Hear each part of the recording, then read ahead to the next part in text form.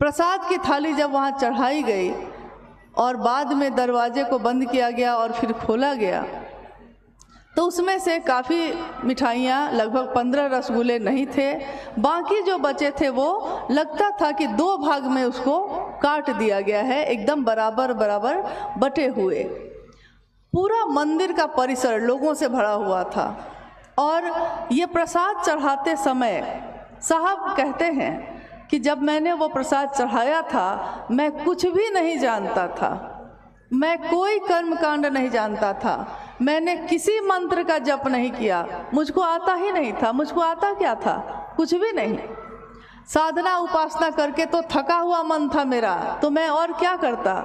लेकिन उन्होंने कहा कि जब मैं चारों तरफ लोगों से घिरा हुआ था और सारे लोग मेरी तरफ देख रहे थे कि आज देखते हैं कि प्रसाद चढ़ता है कि नहीं, मेरा मन हताश होकर कातर भाव से उस शिव को कह बैठा कि बुढ़ऊ इज्जत रखिए।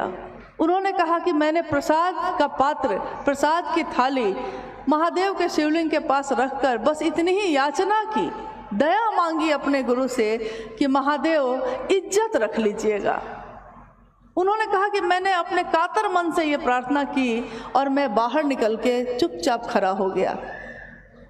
थोड़ी देर बाद, 2 ही मिनट बाद जब दरवाजे को खोला गया तो प्रसाद ग्रहण हो चुका था। पूरा परिसर हर हर महादेव के नारे से गूंज गया और लोगों ने देखा कि ये कौन है जो देखने में तो सामान्य लग रहा है। एकदम सामान्य वेशभूषा थी, पैंट शर्ट पहने हुए थे, वो मजिस्ट्रेट थे उस जिले के। और इस घटना का ये असर हुआ कि लोगों के मन में ये प्रभाव डाल गया कि शिव से सिर्फ हम पूजा ही नहीं करते हैं, कामनाओं की पूर्ति भी हमारी होती है। लेकिन साहब हरिंदरानंद जी के मन में ये बात नहीं थी कि मेरे जीवन में जो चमत्कार घटे हैं मैं उनको लोगों को दिखाऊं। उनके मन ने ये समझा कि आज पूरी दुनिया के लोग, जिसमें सामान्य से अति सामान्य लोग रहते हैं, गरीब से गरीब लोग रहते हैं, उनका कौन है? कोई नहीं। उनका गुरु कौन होगा? अमीर का भी हो, गरीब का भी हो, हर जाति का हो, हर धर्म का हो, ऐसा गुरु कौन है जो सबका हो सकता है? तो जब भी हम अपने इतिहास पर नज़र डालते हैं तो किताबें कहती हैं, ऋषियों ने कहा है कि संभवे गुरुवे नमः, यानी गुरु हैं वो। तुम त्रिभुवन गुरु वेद बखाना, तुम त्रिभुवन के गुरु हो, तीनों लोगों के गुरु हो। ये मैं नहीं कहता, ये वेदों ने बखान किया है। तुम विद्या के तीर्थ हो, मतलब जितनी भी तरह की विद्याएं हैं, जितने भी तरह के ज्ञान हैं धरती पे, उन सब के तुम क्या हो? तो तीर्थ हो। तो उनके मन ने ये सोचा कि जब इतना सुंदर गुरु उपलब्ध है, इतना बड़ा गुरु उपलब्ध है और हर व्यक्ति, सामान्य से सामान्य व्यक्ति उस शिव को अपना बना सकता है, तो क्यों नहीं हम लोग इस बात को दूसरों को कहें। शुरू में उनको काफ़ी कठिनाई हुई क्योंकि सबने यही कहा कि हम महादेव की पूजा तो करते ही हैं, तो जब महादेव की पूजा हम करते हैं तो हम गुरु क्यों माने। सामान्यतः आप भी किसी को कहते होंगे तो वो हो सकता है यही कहते होंगे कि जब शिव भगवान के रूप में सब कुछ दे सकते हैं तो गुरु क्यों माने। साहब हरिंदरानंद जी ने उन लोगों को समझाया कि ईश्वर के रूप में वो सब कुछ दे सकते हैं, लेकिन सब कुछ प्राप्त कर लिया है और उसको संचालित करने का ज्ञान नहीं है तो क्या होगा। जीवन है, जीवन को चलाने का ज्ञान नहीं है। हमारे पुराणों में या हमारे बुजुर्ग कहते हैं कि पूत कपूत हो तो क्या धन संचय, पूत सपूत हो तो क्या धन संचय। सुना है आपने कभी? पूत कपूत हो तब भी धन संचय करने की ज़रूरत नहीं है और पूत सपूत हो तब भी ज़रूरत नहीं है। कारण क्योंकि बहुत सारी संपत्ति आप अपने बेटे को दे सकते हैं, लेकिन अगर उस पुत्र को उस संपत्ति को संभालने का ज्ञान नहीं होगा तो क्या होगा। सारी संपत्ति वो बेच के घूम घाम के ख़त्म कर देता है क्योंकि उसको पता ही नहीं है कैसे चलाए। एक छोटा सा परिवार भी आप चलाते हैं तो उस परिवार को चलाने का ज्ञान भी अगर नहीं हो हम लोग के पास तो हम उस परिवार को भी नहीं चला सकते हैं। तो उन्होंने कहा कि ज्ञान की ज़रूरत बहुत ज़्यादा है। न जाने क्यों महादेव के विभिन्न स्वरूपों की पूजा हुई है। किसी ने महाकाल के रूप में पुकारा उनको, किसी ने महायोगेश्वर के रूप में पुकारा है, किसी ने महासोमेश्वर के रूप में पुकारा, किसी ने महाओढ़रेश्वर के रूप में पुकारा, किसी ने कहा कि महामृत्युंजय हैं वो, किसी ने कहा कि वैद्यनाथ हैं वो, किसी ने कहा कि उमा के पति हैं वो, किसी ने कहा कि शमशानी और निहंगी हैं वो, किसी ने कहा तीनों लोकों का पति है वो, सब कुछ त्याग के बैठा है वो। आजकल एक गीत बज रहा है, बड़ा अच्छा है, क्या वो करेगा लेकर चढ़ावा, सब कुछ त्याग के बैठा है वो। क्या करेगा वो चढ़ावा लेकर, क्योंकि जो भी हम देंगे ये तो उसी ने हमको आपको दिया है, तो हम उसको देंगे क्या।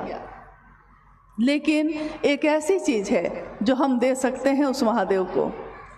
ये बात उन्होंने समझाई कि आप चढ़ावा देकर, रुपए पैसे देकर, मिठाइयाँ और फल और जल और दूध चढ़ाकर उस महादेव को प्रसन्न कर लेते हैं, सही बात है। लेकिन ज्ञान प्राप्ति के लिए उस महादेव के सामने प्रेम और समर्पण की विधा अपनानी होगी, एक निष्ठ होना होगा।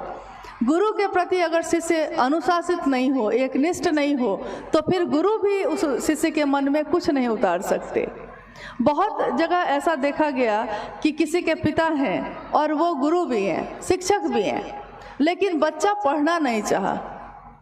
अब अपने पिता से वो पैसा ले रहा है, सुविधा ले रहा है, लेकिन पिता से ज्ञान लेने में उसकी रुचि नहीं है।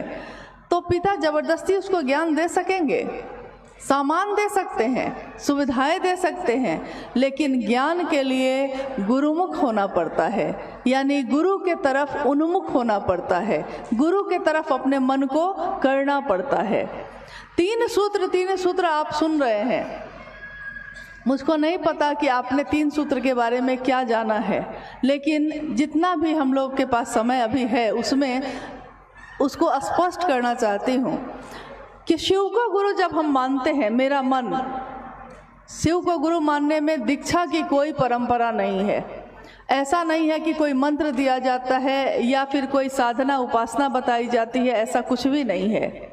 मात्र एक विचार, मात्र एक सोच कि शिव मेरे गुरु हैं, मैं शिव का शिष्य हूँ, मुझ शिष्य पर दया कर दीजिए। मात्र आपका ये विचार शिव शिष्यता की शुरुआत करता है, यानी दीक्षा इसी से शुरू हो जाती है। अब है कि गुरु और शिष्य परंपरा में हम कहते हैं कि जब गुरु ने कुछ दिया है तो हमको भी उसको कुछ देना चाहिए, यानी गुरु दक्षिणा। तो साहब हरिंदरानंद जी ने कहा कि वही सब कुछ त्याग के बैठा है, क्या लीजिएगा, क्या दे सकते हैं आप उसको। तो उन्होंने कहा कि आपका मन का भाव, क्योंकि गुरु भाव सत्ता है, तो भाव सत्ता, सामान की भूख नहीं है वहाँ, सामान का आग्रह नहीं है, चीज़ों की ज़रूरत नहीं है वहाँ, आपके मन का भाव वो ग्रहण करते हैं। भाव, भावेन लभ्यते देवता, भावेन देव दर्शनम, भाव से देवता लभ्य होते हैं, भाव से देवताओं के दर्शन होते हैं। लेकिन ये शिव गुरु की परंपरा है, इसमें आपको विश्वास नहीं हो तब भी आपका एक विचार सिर्फ आपको शिव शिष्यता की तरफ बढ़ा देता है। और कहा जाता है कि जिस बारे में हम बार बार बात करते हैं, हर दिन बात करते हैं, एक दिन हमारा मन भी वैसा हो जाता है। संकीर्ण की बात करने वाले का मन संकीर्ण होता है। हमेशा किसी की शिकायत कर रहे हैं, हमेशा दूसरे की बुराई सोचते हैं, हमेशा किसी के लिए जलन है, तो हमारा चेहरा और हमारा जीवन भी वैसा ही हो जाता है। लेकिन किसी का भला सोचते हैं, अपना भी सोचते हैं, दूसरे का भी सोचते हैं, यानी विराट की बात करने वाला, समाज की भी परवाह करने वाला, अपनी भी परवाह करते हैं और दूसरों की भी करते हैं। अगर मैंने खाना खाया है, कोई भूखा है, तो मुझसे खाया न गया, ये है आपका मन का थोड़ा विराट होना, थोड़ा बड़ा होना। तो एक दिन आपका मन इससे भर जाता है और शिव की बात करने वाले का मन शिव से भर जाता है, शिव जैसा ही हो जाता है।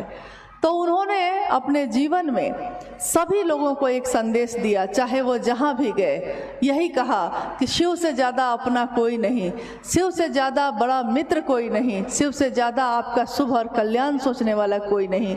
तो क्यों नहीं उस शिव को अपना गुरु भी बनाते हैं, क्योंकि विभिन्न स्वरूपों की पूजा हुई है, लेकिन उनके ज्ञानदाता स्वरूप से लोग, सामान्य लोग नहीं जुड़े, कुछ विशेष ही लोग जुड़ पाए थे उस समय। अब हुआ ये कि सामान्य लोग जुड़ेंगे कैसे, क्योंकि हम लोगों को साधना करने अगर हम लोग बैठेंगे तो साधना होती नहीं है। हम आंख बंद करके अगरबत्ती जला के भी बैठते हैं किसी देवी देवता के सामने, तो आंख बंद जरूर रहती है, लेकिन मन भटक जाता है, मन कहीं खो जाता है।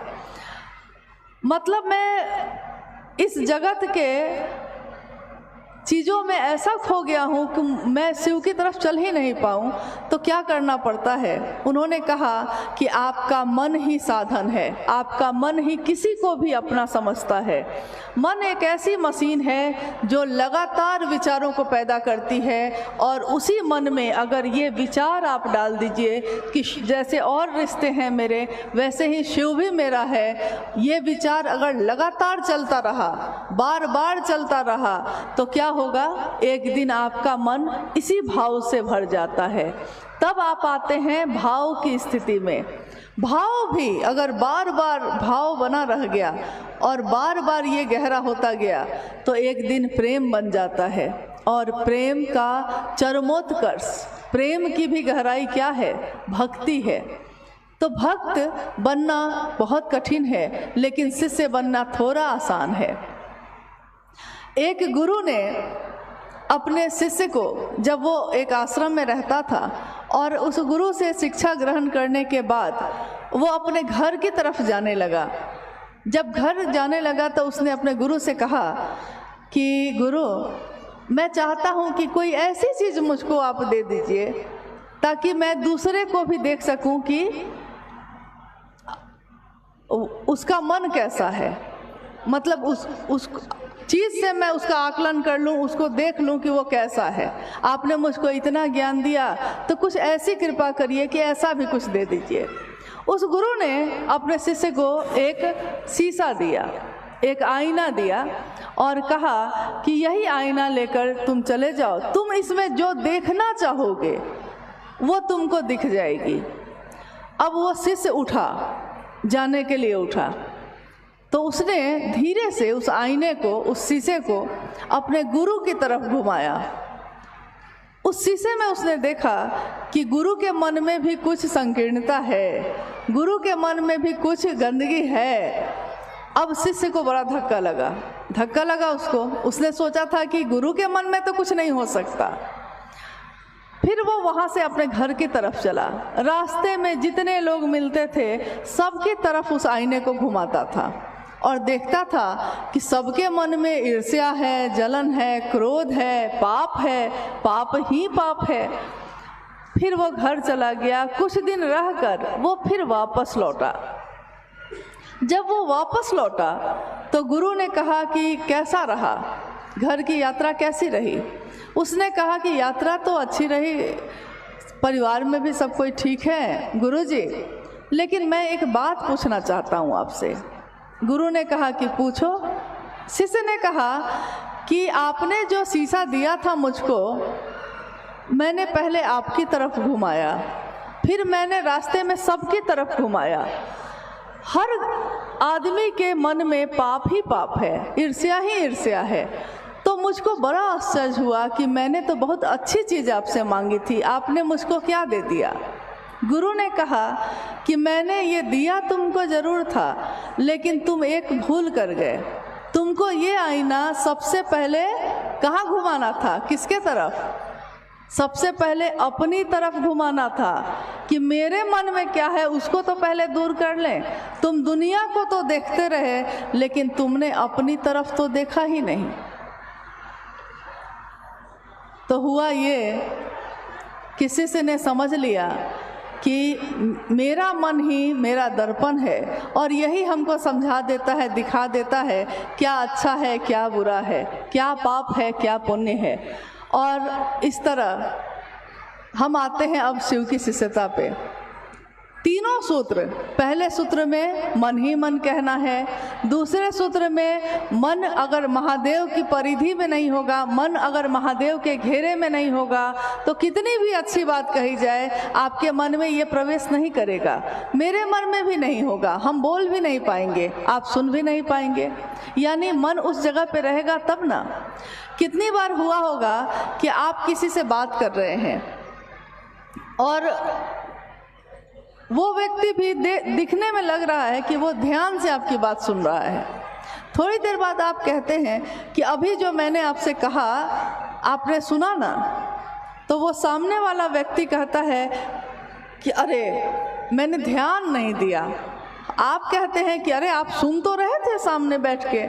उसने कहा कि मेरा मन कहीं और चला गया था, मेरा मन कहीं और चला गया था। यानी कि शरीर में रहते हुए भी मन अगर वहाँ से हट गया तो कोई लाभ नहीं है।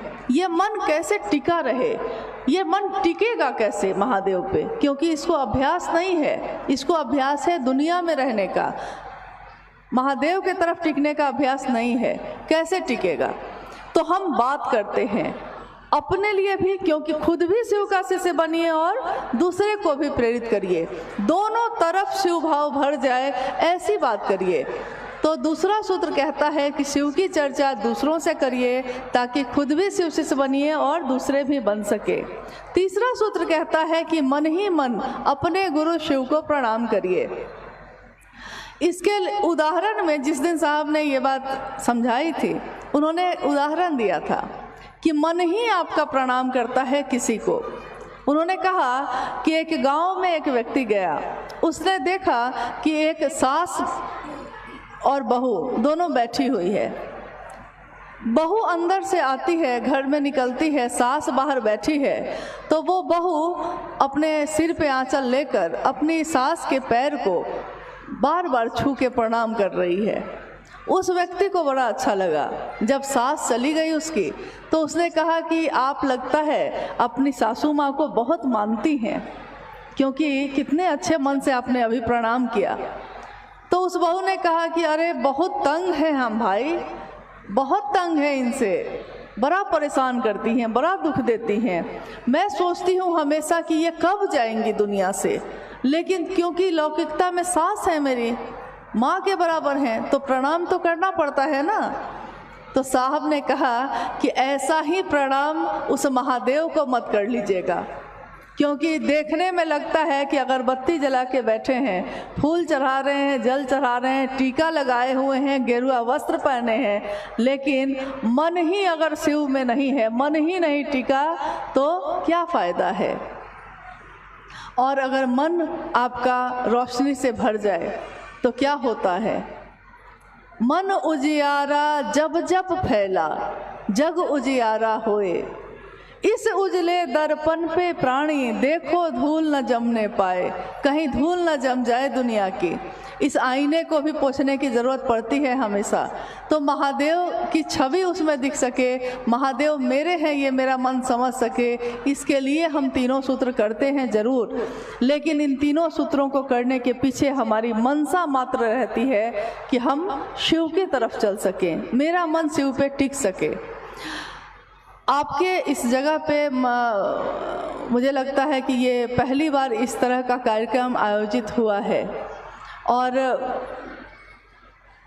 अभी दिखने में आ रहा है कि बाहर मौसम काफ़ी ख़राब है। मतलब किसी के लिए अच्छा है, किसी के लिए ख़राब है। देखिए, हर चीज़ किसी के लिए अच्छी होती है, किसी के लिए ख़राब। जिसके पास अच्छा घर है, सुरक्षित है, उसके लिए तो बढ़िया मौसम है, बारिश देखने में अच्छा लगता है। लेकिन जिसकी टूटी फूटी झोपड़ी है, छोटा सा घर है, पानी भर जाता है, उसके लिए यही बारिश दुखदाई भी है। तो किसी के लिए जो अच्छा होता है किसी के लिए बुरा होता है, किसी के लिए जो बुरा होता है किसी के लिए अच्छा होता है। लेकिन शिव की शिष्यता सबको समान रूप से आवेशित करती है, सबके लिए एक जैसा ही होती है। मेरा अनुरोध है कि बारिश अपना काम कर रही है, लेकिन आप लोग जो पीछे खड़े हैं कम से कम शांत होकर बैठ जाइए।